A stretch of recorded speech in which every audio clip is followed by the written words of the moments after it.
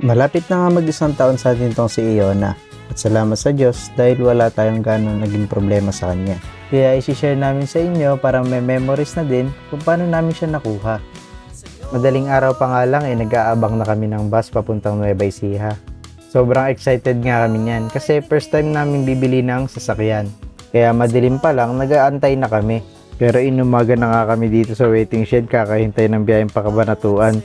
Iniisip ko nga yan na nalagpasan na kami ng biyahe kaya ang ginawa na lang namin sumakay na kami ng biyaheng papuntang San Fernando.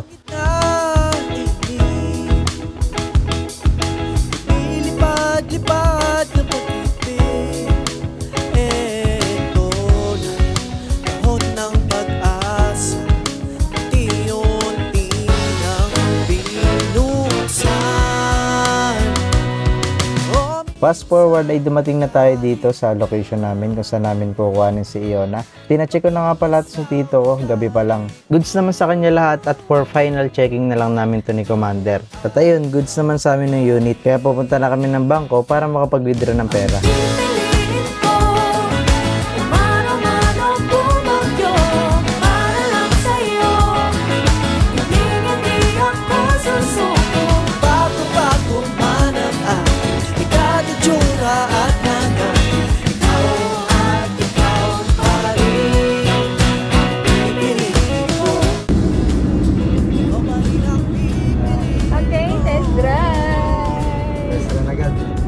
Test run?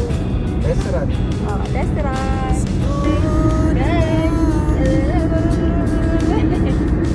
Test run? Parang kami nasa Korea. Ang OA. OA.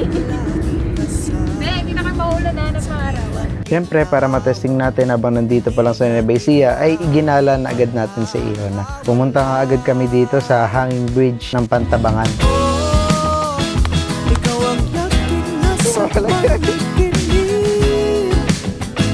Ikaw ang yakin na iisipin.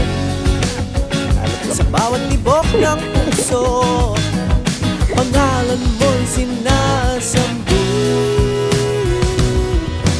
So, yun lang guys. Pag uwi namin, bumili na ako agad ng pang change oil sa kanya. Para i-change oil na rin natin siya at i-PPMS. Yun lang sa akin guys. Salamat sa panonood.